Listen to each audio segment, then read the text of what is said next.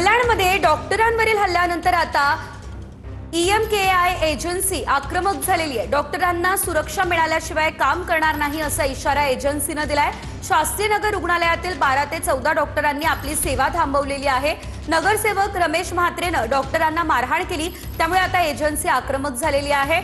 तर मारहाण झालेले हे सर्व डॉक्टर ईएमकेआय या एजन्सी मार्फत सेवा देत होते।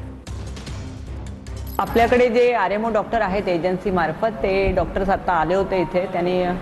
त्यांच्या काही मागण्या होत्या की संध्याकाळी किंवा रात्रीच्या वेळेला काही वेळा असे अनुभव येतात की पेशंट किंवा त्यांचे नातेवाईक त्यांच्यामध्ये काही बोलाचाली झाली, तर मग त्यावेळेला त्यांना सुद्धा सुरक्षिततेची आवश्यकता आहे आणि आपल्याकडे सुरक्षा रक्षक वाढवावे किंवा आपल्याकडे पोलीस चौकीची मागणी त्यांनी केलेली आहे।